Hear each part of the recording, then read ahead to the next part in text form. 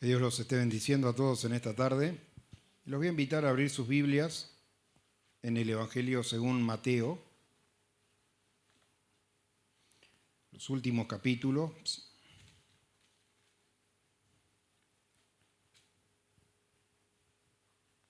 Hace muchos años atrás, un director de un centro de inglés que había visitado mi local, explicándole a los padres acerca del idioma inglés, le dice: mire, usted cuando aprende otro idioma, dice, es como si en una casa usted tiene una puerta y luego abre otra ventana y va a tener otra perspectiva y otro panorama de las cosas. Y si bien parecemos todos iguales al momento de leer la palabra, el impacto de la palabra en cada uno no es el mismo. ¿Usted cree que la palabra que le correspondió allí dar a Jesús cuando aquella mujer que había sido sorprendida en el acto del adulterio pegó de la misma manera en aquella mujer que en los que la acusaban? Porque aquella mujer pudo entender esa gracia de Dios, ese perdón de Dios que no está mirando lo malo que nosotros hemos hecho, lo cual nos aparta de la salvación, nos aparta de la presencia de Dios. Estaba arrepentida, pero ya la macana se la había mandado. ¿Cómo podía arreglar eso? Solamente la gracia de Jesús. Y aquellos otros que estaban para acusarle también entendieron de que no eran mejores, pero la perspectiva no era la misma, la de la acusada, que la de los acusadores.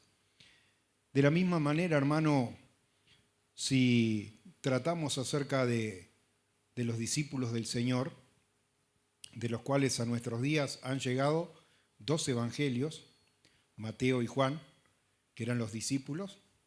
Marcos y Lucas no eran discípulos del Señor, al menos entre los 12.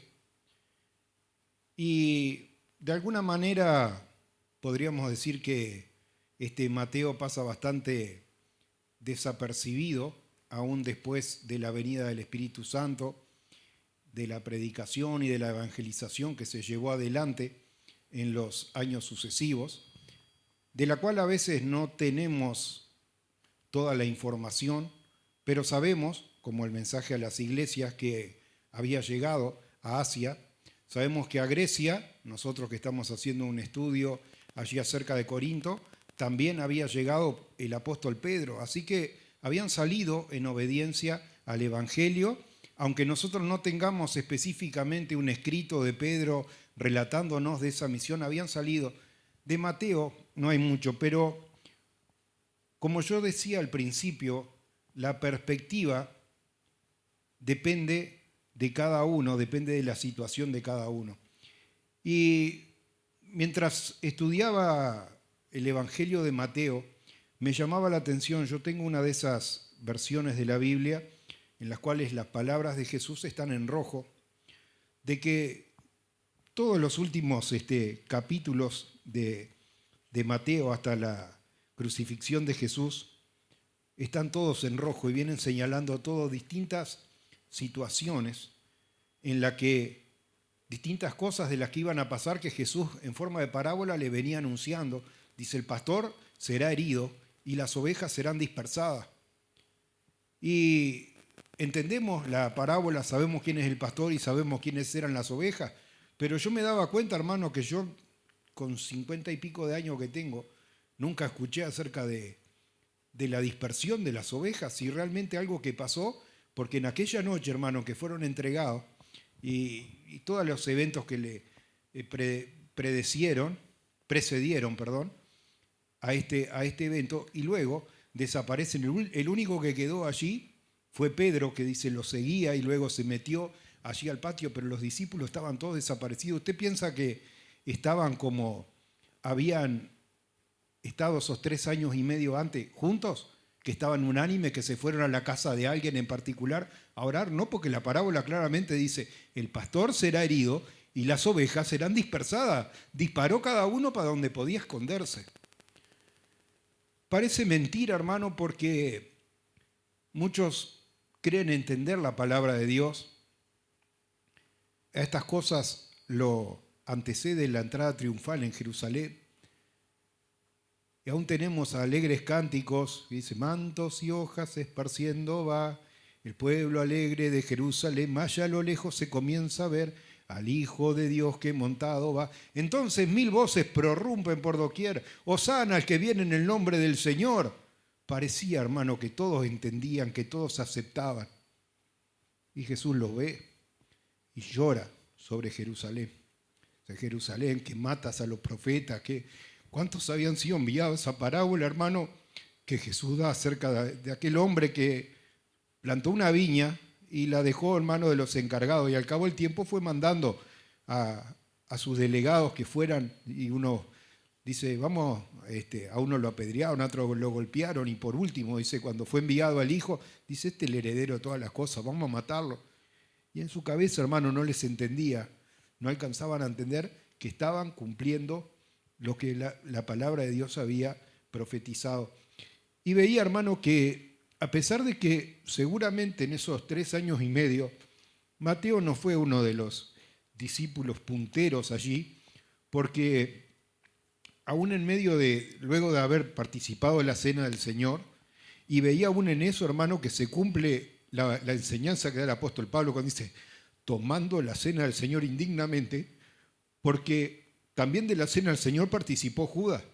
Dice, esta es mi copa, dice, este es mi cuerpo, tomad de ella todos, dice la palabra acá en el Evangelio de Mateo. Ya, hermano, desde ahí la palabra nos estaba dando a entender de que no todo el que dice Señor, Señor, no todo aún del que participa de la cena del Señor, hermano, es un escogido de Dios.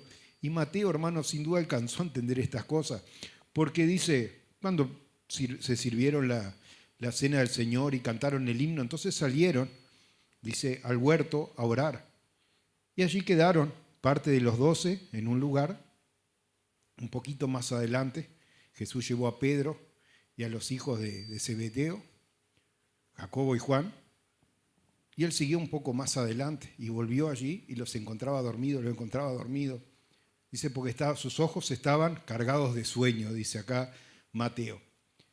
Y hermanos, son de esas cosas que a veces uno puede estar cansado. A nosotros nos ha pasado en los últimos días de estar medio que nos dormimos, de tantos problemas y quehaceres y cosas para hacer, hasta que por ahí pasa algo, como estos discípulos que se dormían, y cuando realmente pudieron entender y Jesús fue prendido, quédese tranquilo que ninguno durmió, consumidos también por la culpa, hermano, y la soberbia de haber pensado de que ellos en sí mismos eran capaces de permanecer fieles, de que ellos podían, dice, me van a negar.